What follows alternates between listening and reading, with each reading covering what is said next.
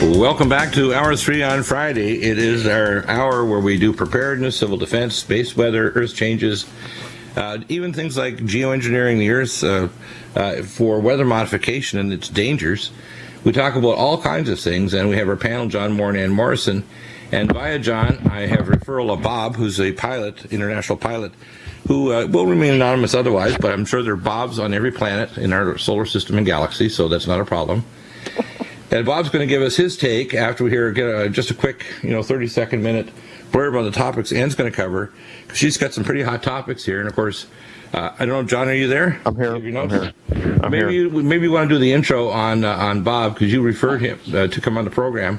Right. And then we'll hear from Ann for a minute, and then we want Bob to discuss all of his issues he wants to convey. All right.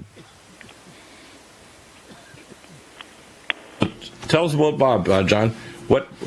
How did you contact him? What did he want to say? Just the broad brushes, because he has his own.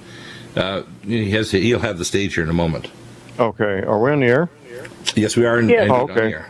Well, fantastic. Thank you, Doctor. Well, Bob is a commercial airline pilot. He contacted me the other day after he wrote an article, a short letter on Steve Quayle's website. He's been informing friends and family for years. He wants to have a larger outreach with the highly privileged information he has access to. Since he is a commercial airline pilot, and he's up there 5-6 miles high, looking down at us and making observations that very few people, and I mean very few out of 350 million, have the opportunity to do. And then he has the expertise as a commercial airline pilot to understand things that other people can't understand.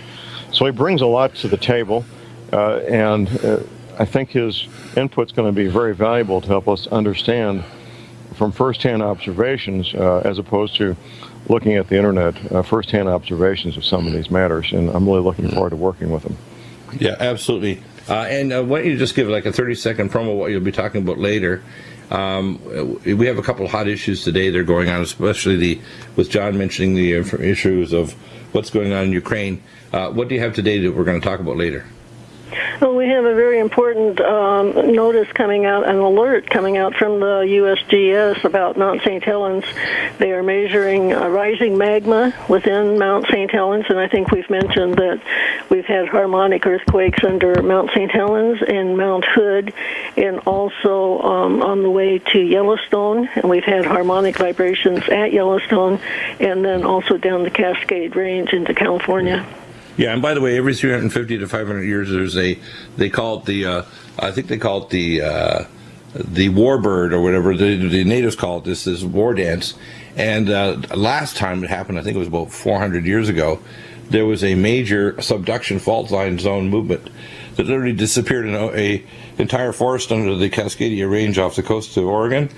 And a tsunami was, I think, 500 or 600 feet high. It was just unbelievably enormous.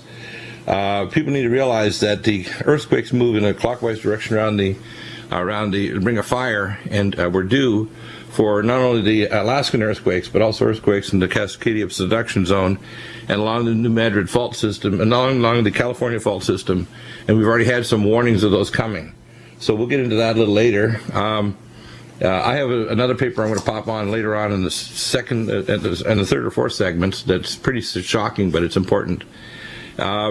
Let's get started with Bob. Bob, tell us all about your story. What do you want to convey to the public, and where do you see the dangers of this technology, either for flights, for climate, for the population? What's going on? I was made aware of the possibility of geoengineering, popularly called chemtrails, which is sort of corrupts the discussion, but geoengineering. Initially, it was brought to my attention by a family member, and I dismissed it like most airline pilots do. And I continued to receive questions, so I began researching it, looked into the subject, read papers, books, and listened to videos, and I became interested. Then I began to make my own observations and realized that there appeared to be some contrails that were not standard contrails. With that said, there are standard contrails that do linger that are thick, depending upon the air mass and the temperature of the air mass. But I began to notice or recognized the pattern of a geoengineering contrail, and I became absolutely convinced when I was taking a walk in the woods with my wife when I saw a 4-engine transport leaving a very heavy contrail at approximately 10,000 feet. Jets don't make contrails at 10,000 feet. Right. And I went, my gosh. So then the next morning I saw a mist floating down around in the woods. And I thought, well, what was that? And then within a day or two, I had some respiratory distress. So I became aware of this issue and continued to study and make observations, and then spoke with some people that I work with that experienced the same issue. And so then I started noticing in my weather packets very unusual weather patterns, specifically, I would say the last perhaps 4 years, where there would be 4 or 5 low pressure zones along a front, which is very unusual.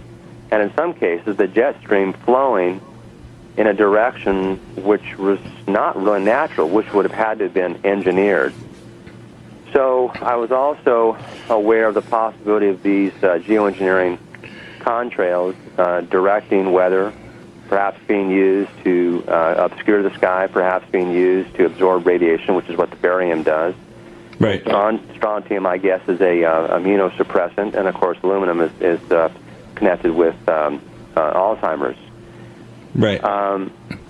So I began to observe it, and also I recognized that just prior to Hurricane Sandy, there was extensive geoengineering in front of the Hurricane Sandy, and I thought, uh-oh, it's going to be intensified and steered, and sure enough it was.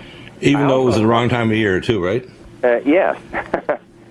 Also, I noticed the same thing before Irene, which is Hurricane Irene, which our area was significantly hit, and especially my property. So I began to really worry about this because it was affecting people's lives, communities, families, disrupting people, and I think it's probably a multifaceted reason and purpose for doing this. Some of them I'm sure you've mentioned on your show, but Monday evening I was flying and recognized the unusual nature of the storm in the central Mississippi area. So as I was approaching it, I saw that it was extremely intense, very energetic, constant lighting, which is almost never seen. Right. And there was almost no vapor or moisture around the storm. So I thought, okay, how can I look at this? So I noticed the ram air temperature for the airplane, and I saw a minus 34 degrees approaching the area, and a sudden increase in temperature to a minus 27. Now, it's very unusual to see that kind of temperature change at altitude. Of course, on the ground, you do see a change in temperature and of course, wind across the front.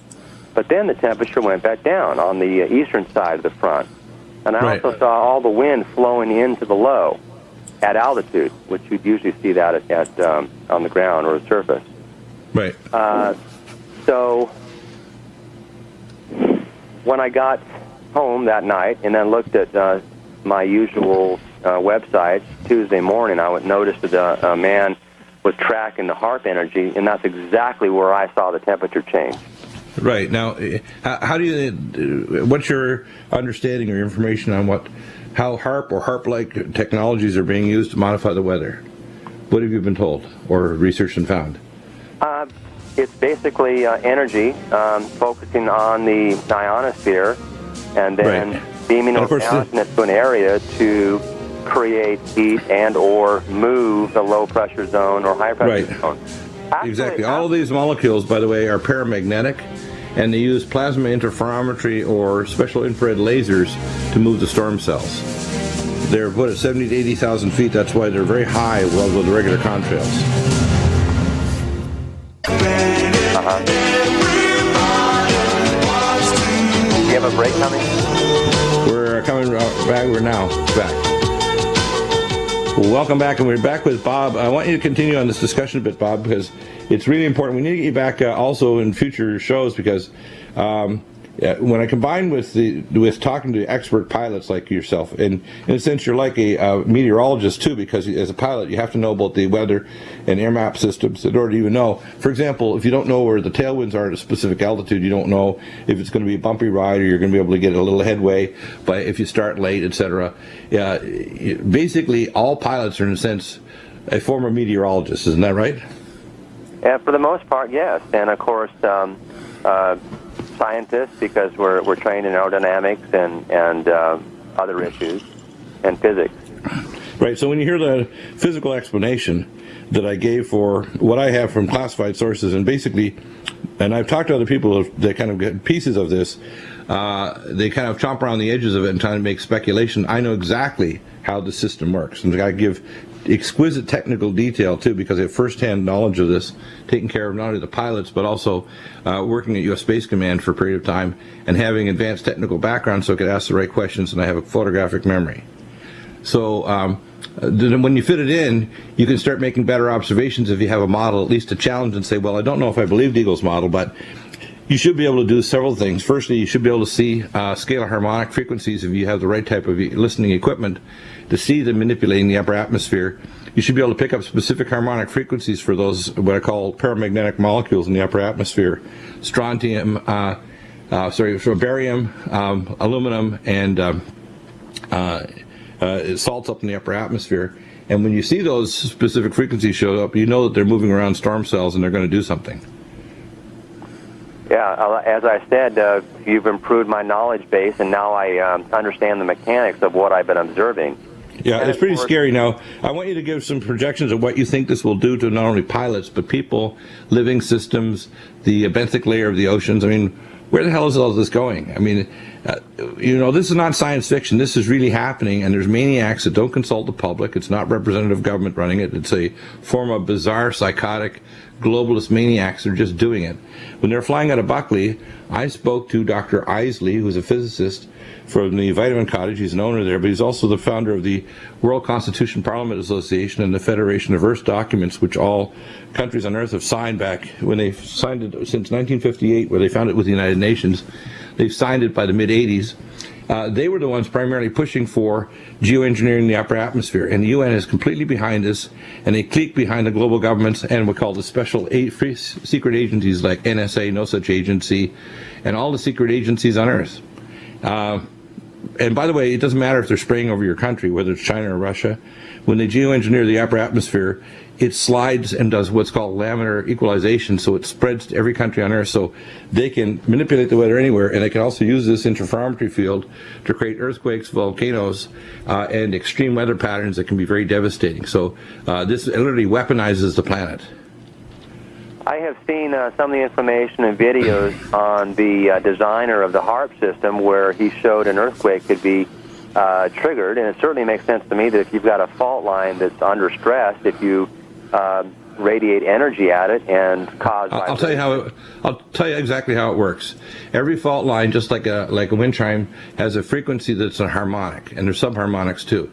They've mapped out every harmonic and subharmonic of every major minor fault line on Earth, like mapping out all the wind chimes. If they want to create an earthquake, what they do is they set up an interferometry field in the ionosphere above an area where they want to create it, and there's a transfer of energy through these harmonic frequencies to the Earth. As that transfer occurs, the energy is built up in the rocks as a piezoelectric slip threshold, and the mu or resistance in the rock face drops to zero, and then you get a release of energy equivalent to the amount of energy you want to release. You pump in a certain amount of energy, you can get a certain amount of slip in the fault zone before the mu and resistance increases again. That's how it works technically. So you can literally create any size earthquake anywhere on Earth, just like the one in China that was done about 5 years ago. We did that, and we did it to destroy an underground facility in western China that killed 180,000 Chinese, including 90,000 children. This is what we're doing. People need to get a life here and realize this is not a joke. This is very serious, and they've weaponized the planet now. No surprise to me. I want to thank you for filling in the gaps in my knowledge base, because now I understand the mechanics of it. Yeah, it's very simple, actually. They pump in these frequencies, and it's not just pumped in by HARP. You can actually pump it in through the ground, and once you create the right harmonic frequencies, wherever you pump it in, it's going to pick up on those specific fault zones, and you can actually pick up, if you had a detector across the fault zones, a piezoelectric current increase before the earthquake releases. So just like the fault zone detectors here in California, which the universities are putting in, they measure across the fault zone the piezoelectric current. As that current in milliamps increases, you know you're about to have an earthquake. So, wow, they know all this stuff. This is technically exactly what they're doing. It's scary as hell. Yeah, it's unsettling for sure. But yeah, what really brought my resolve to, or what really stirred my resolve to bring this to people's attention, is to watch towns, families, neighborhoods destroyed, farms. Right. Well, there's tornadoes. For example, tornado is a plasma event, and they could literally have plasma cannons that knock these tornado plasma events out and make dirt devils out of them. There's no excuse for allowing tornadoes to exist. We have on-the-shelf Warehouse 13 technology to disable all tornadic activity, period. But there's no need for a storm system or hurricane to strike the U.S. or any other coast on Earth. We have technology that actually can turn those out and neutralize them out at sea. So when these things happen, like tornadic event that kills people, it's because they want it to be. And if they want to make an army of these literally twisting tornadoes, they call the dead man walking. We have 2 or 3 tornadoes twisting around each other so it looks like a man at a distance walking, like the natives say. Yes. They can do that. They can make a wall of tornadoes, hundreds of them marching across the Midwest. That's what they can do. Certainly reasonable to expect that if weather can be steered, manipulated, and engineered, it can also be stopped. No surprise there. Exactly. And there are other organizations, including one based in Canada, in Ontario, that actually has stopped a lot of these and doesn't have absolute control, but has stopped a lot of attempts to do some very bad things. So it's not a one-sided story that they have pressing control.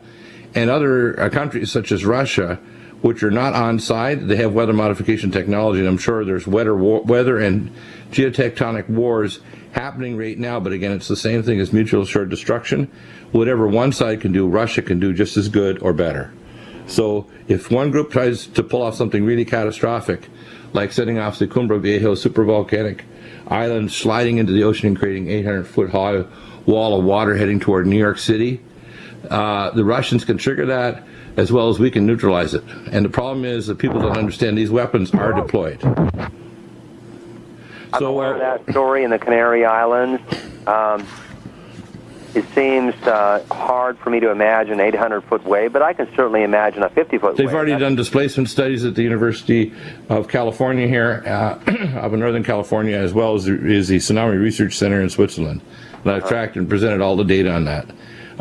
John, what do you think of these consequences? When we come back, we're going to hear from John Moore.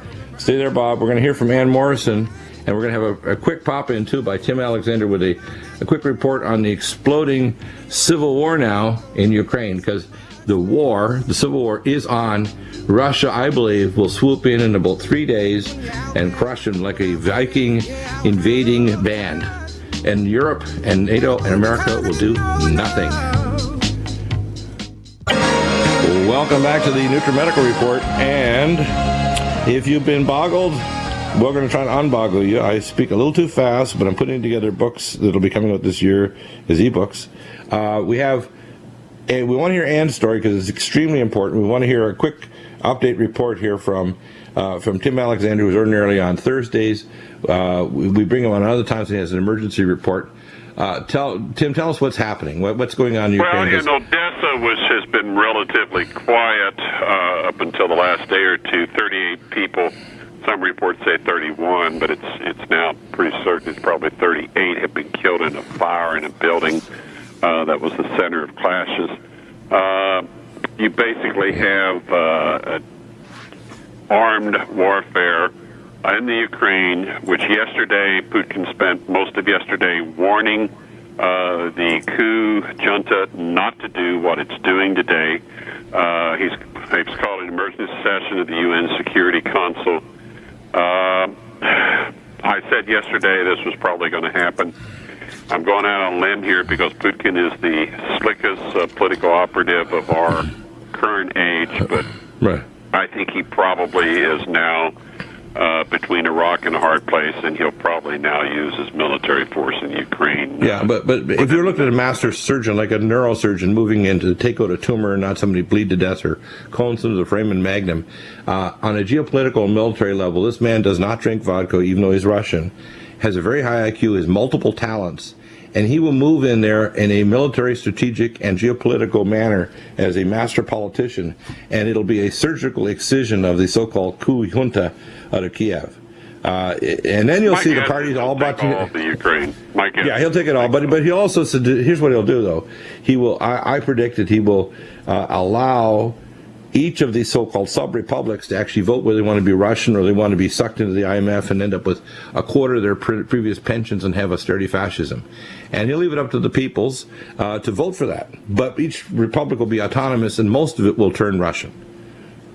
Yeah, I think you're right. Here's the fly in the ointment. The people that have organized this, and you could say it's our government, but they don't represent the American people. They spent $5 billion of our tax dollars to create this nightmare. They want a war. The Israelis want to punish and break apart Russia because Russia's under Putin stopped them and the West from attacking Iran. The same story with attacking and invading Syria. Right. But the globalists want this as all part of their New World Order endgame. At the very minimum, they intend to get out of this and a total global economic collapse. Nothing is good about what's happening. Right, and by the way, it's tied to geoengineering, and it's a time that where the geoengineering of the Earth's climate is primarily going to induce massive global famine, number one, and number two, a massive increase in disease states, because ultraviolet light suppresses your immune system. When you geoengineer the atmosphere, you let in tremendous amounts of cosmic background radiation and ultraviolet light, and X-rays, gamma rays, etc. Nightmare from Fukushima. That's basically exactly. There was a report: enormous numbers of fish, birds, sea lions, whales, porpoises are being spotted off the coast of California. They're trying to get away.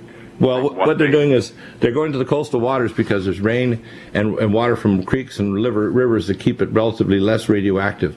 So they literally are trying to escape the literally wall of death moving toward them of longer isotopes that are accumulating. And if it wasn't for the blocking high, and I want to get into this with Bob, but the blocking high out in the North Pacific, and I want you to come back with a follow-up report. The person who discovered this was Jeff Rance. Followed up with some of his meteorological buddies, but I'd like you to analyze it because I, with my radiation detector, have checked the rain here in Southern California, and not one time is water radioactive. It's basically, only the last few days has it gone up even slightly, but all of our rainstorms we have here come from the South Pacific. If you track their weather systems, they come from monsoon rains to the South Pacific. They don't let any weather systems drop rain in North America from Fukushima Daiichi. None. That's telling. It means they don't want a public that wakes up vomiting blood or getting dizzy or unable to eat or can't think straight. They don't want people with acute radiation sickness, and they're freaked out that if they don't use their level 10 geoengineering weapons, we'll all get our pitchforks out and start marching on the capitals. But how long can they keep that up successfully? This is not going to last long. And I believe that they want martial law. They want a medical martial law, which is why we have 3 candidate super plagues that Ann will talk about now, that are on their way, and we're on our way to a catastrophe this year and next. And the blood moons are tied to it, but we have Ebola, H7N9, and a resurgent H1N1 flu, and beta coronavirus 2. These 4 different plagues are probably going to hit us repeatedly in the next year and a half, and there will be medical martial law tied to bank holidays. So there's going to be a devaluation of the currency. There's going to be net neutrality issues. They're going to come back up again the internet. Things are going to get ugly. Let's put it that way. I'm really, in my gut, don't think that there's a high probability at this point, unless there's a major change in the government and they impeach Obama. I don't think we're going to have a 2016 election. I may be wrong, but my gut tells me that there's something here wrong. And as they say, there's more than just rotten fish in Denmark. This doesn't look good. And let's give us your report, and then we're going to hear from John in the last segment. Thanks a lot, Tim, for that report. That's very important. Yeah. Call me, and we'll report afterward on the live stream channel. We'll do a live stream report as well, and we'll post up that hyperlink so people can see the video of that discussion. Okay. Okay, very good. After 5. Bye. Yeah, and tell us what you found, because we have all this. I want to hear from John and get his opinion, kind of tying it all together, because he's the geopolitical prepper expert par excellence. He knows where this is all going geostrategically. Well, we know that the Ebola that is in the west side of Africa is not the same as the Zaire Ebola. It's a different virus altogether. And tell us the difference. It looks like it's been weaponized. It looks like it's been weaponized to increase the incubation time, and that allows people to travel. And in fact, we think that about 40 people escaped from West Africa, went into Italy, were smuggled into Italy, and then quarantined there because of the thought that they might have Ebola. And by the way, they turned out 2 positive. They did show positive. Some of them have already devolved and have active Ebola right now. So that's in Pisa, Italy. So what we're dealing with is that Ebola plague, by the way, and I know I've talked to my bioweapon friends inside the government, because we did Operation Top Off in Dark Winter with the federal government. I was one of the point men under Reserve Admiral John Hughes in 1997. We did Operation Top Off in Dark Winter with the FBI and CDC, bioterrorism experts. First hand, this is not second hand. And this Ebola plague has 3 things that are unique about it. Number one, it went from a 6 to 8 day incubation to a 21 to 28 day.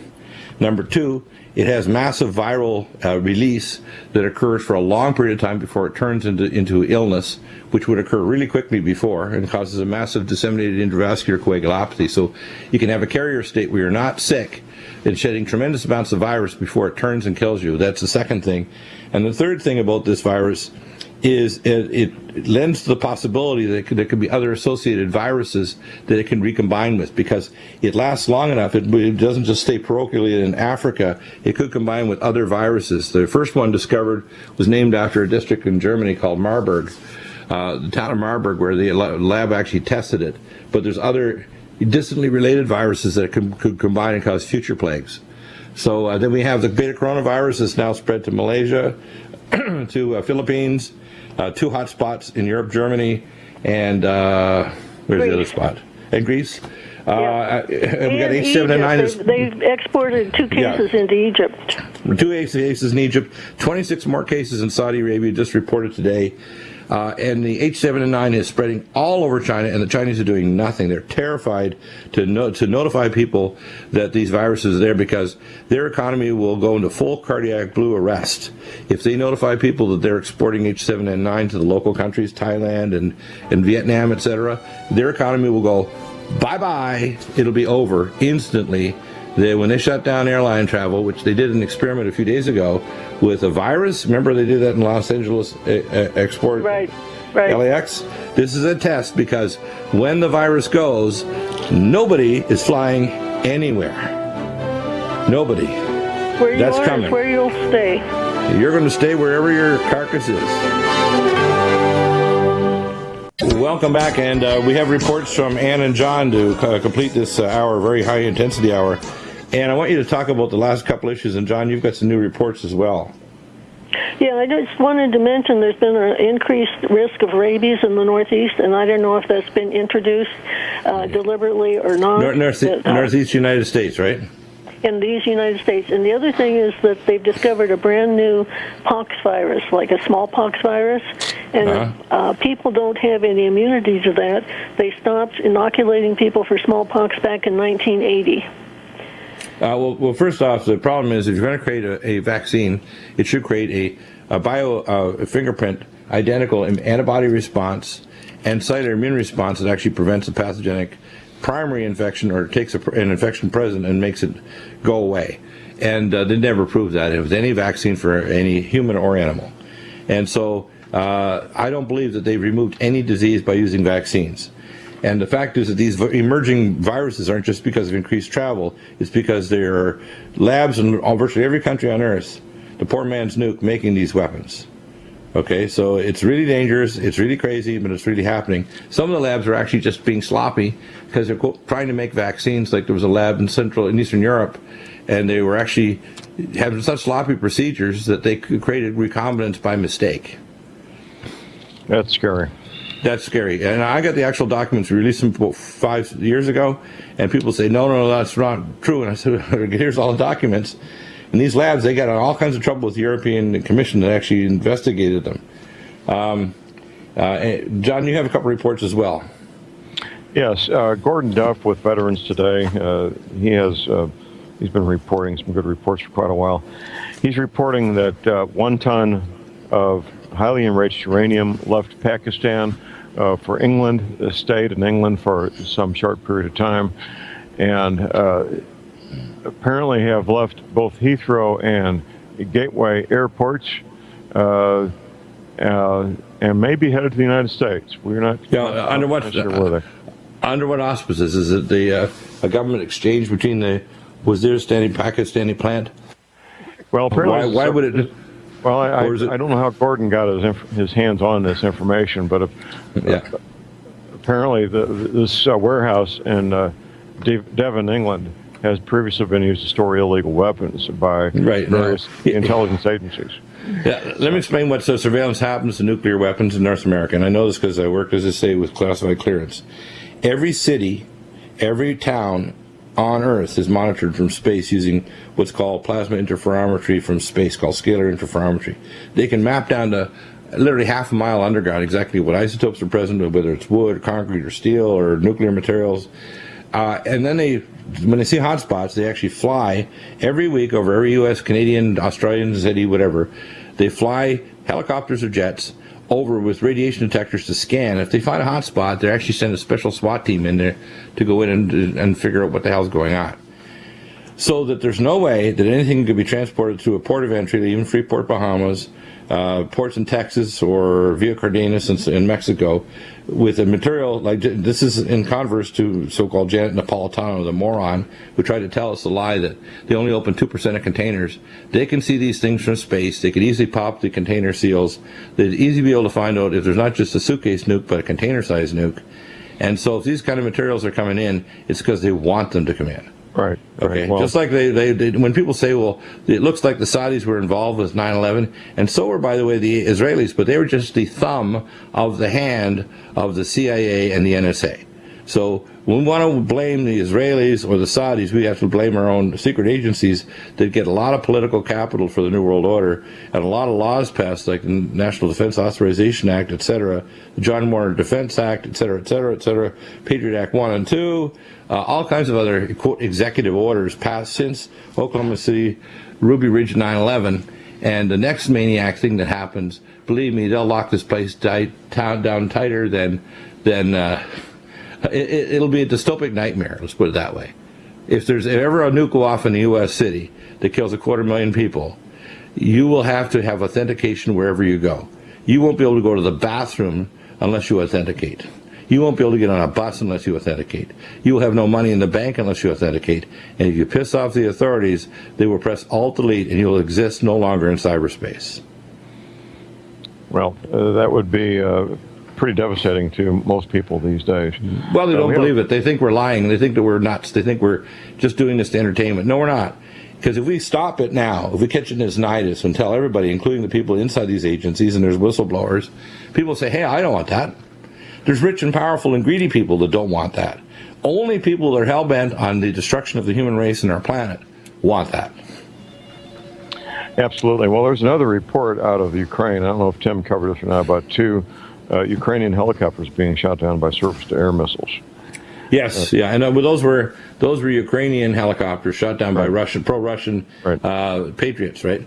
So, yeah, so obviously the Ukrainian military is getting smacked, and of course, as Russia moves across the border, if Kiev does anything like threaten the pipelines or starts to what is it now, Slevyansk, the city that they're surrounding, and some other cities. Right. As they start taking a body count and Russian citizens or Russian-speaking people start getting killed, Mr. Putin has no choice.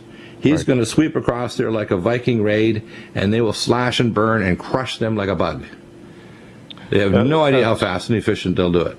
Most people that are analyzing this, Doctor, are reaching the same conclusion that you are, that when Russian-speaking people are being murdered, that Putin will act. Yeah, and that's going to happen before the end of May. My prediction is this will force the hand of Europe, because if they don't deal with this, the first thing that's going to happen is Europe will crash and we'll have a complete cardiac arrest blue code of the world economy. And we will then be literally on the status of DEFCON 3 going to DEFCON 4 for an intercontinental exchange of nuclear, biological, and scalar weapons. And all hell will break loose if they don't stop this. Absolutely. Well, it needs to be stopped. We need to bring peace to the region, but I'm not sure that can be done. Well, here's what I think is probably going to happen, although I can't guarantee it. I think that Russia will try to act diplomatic through all this mess, even if Russian citizens are killed. They'll swoop in and neutralize these maniacs. They'll then try to stand by and get international United Nations and other peacekeepers to literally watch the elections, and they'll see that eventually Ukraine will be broken up into sub-republics and most of them will go Russian. They'll embarrass the heck out of the so-called pikers, John Kerry and Obama, and the idiots like Rasmussen from NATO. And the Europeans will do nothing other than they say they're going to do the next thing to ruin the shopping day of Russian oligarchs, of their wives. Ruining their shopping day is not going to fix geopolitics on a global scale. This is just irritating the dragon of Russia and pissing them off, and we should try to collaborate with them on stopping the drug trade, etc. And I think this is a prelude to an ultimate peace treaty, because if they don't solve Syria, most people don't realize the hottest spot, even if it isn't Iran, it's Syria. They are literally like 6 miles from the Israeli border. If they nuke Damascus, the radiation will destroy most of northern Israel. They'll be all dead. They just have to drop a nuke on it. Most of Israel will be so radioactive you won't be able to grow anything there.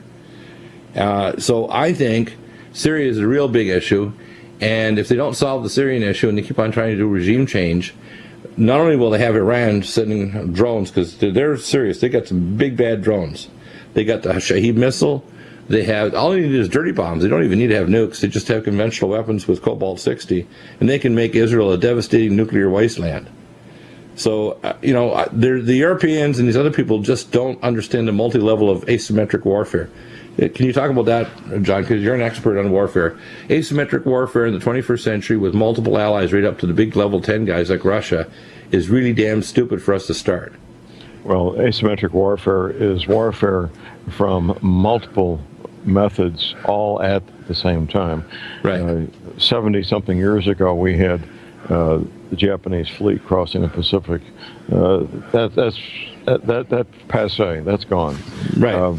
Not that they won't use aircraft carriers and so forth, but in addition, there'll be cyber warfare, there'll be biological warfare, there'll be economic warfare, cultural warfare, which has been going on for decades, by the way, psychological warfare, all taking place at the same time. And right. You'll feel like you're in a boxing ring being attacked by 2 boxers and hit by 4 gloves in different parts of your body all at the same time.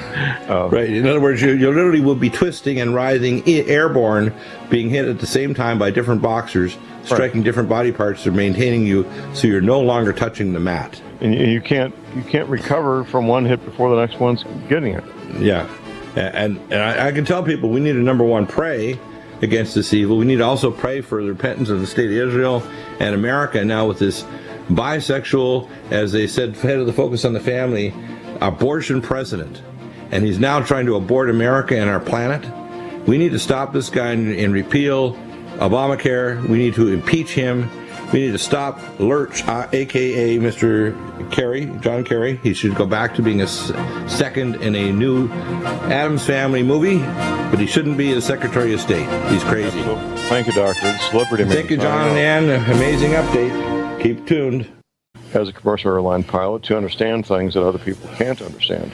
So he brings a lot to the table, and I think his input's going to be very valuable to help us understand from first-hand observations, as opposed to looking at the internet, first-hand observations of some of these matters, and I'm really looking forward to working with him.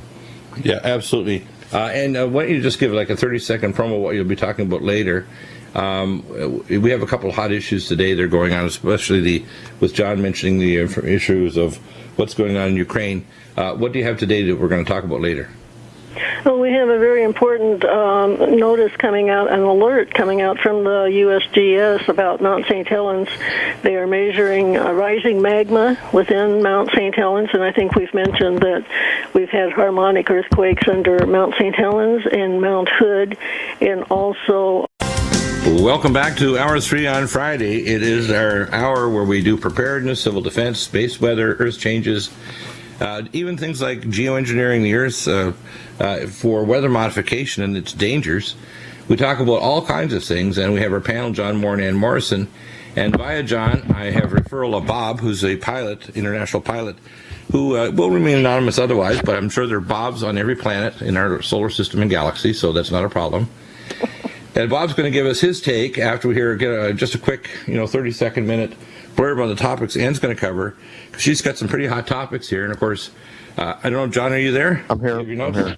Maybe you want to do the intro on Bob, because you referred him to come on the program. Right. And then we'll hear from Ann for a minute, and then we want Bob to discuss all of his issues he wants to convey. All right. Tell us about Bob, John. How did you contact him? What did he want to say? Just the broad brushes, because he has his own. He'll have the stage here in a moment. Okay. Are we on the air? Yes, we are. Yes. Okay. On the air. Well, fantastic. Thank you, Doctor. Well, Bob is a commercial airline pilot. He contacted me the other day after he wrote an article, a short letter on Steve Quayle's website. He's been informing friends and family for years. He wants to have a larger outreach with the highly privileged information he has access to. Since he is a commercial airline pilot, and he's up there 5-6 miles high, looking down at us and making observations that very few people, and I mean very few out of 350 million, have the opportunity to do. And then he has the expertise. On the way to Yellowstone, and we've had harmonic vibrations at Yellowstone, and then also down the Cascade Range into California. Yeah, and by the way, every 350 to 500 years, they call it the warbird or whatever the natives call it. This is war dance. And last time it happened, I think it was about 400 years ago, there was a major subduction fault line zone movement that literally disappeared in a entire forest under the Cascadia Range off the coast of Oregon. And a tsunami was, I think, 500 or 600 feet high. It was just unbelievably enormous. People need to realize that the earthquakes move in a clockwise direction around the Ring of Fire, and we're due for not only the Alaskan earthquakes, but also earthquakes in the Cascadia subduction zone and along the New Madrid fault system and along the California fault system. And we've already had some warnings of those coming. So we'll get into that a little later. I have another paper I'm going to pop on later on in the second and the third or fourth segments that's pretty shocking, but it's important. Let's get started with Bob. Bob, tell us all about your story. What do you want to convey to the public, and where do you see the dangers of this technology, either for flights, for climate, for the population? What's going on? I was made aware of the possibility of geoengineering, popularly called chemtrails, which is sort of corrupts the discussion, but geoengineering. Initially, it was brought to my attention by a family member, and I dismissed it like most airline pilots do. And I continued to receive questions, so I began researching it, looked into the subject, read papers, books, and listened to videos. And I became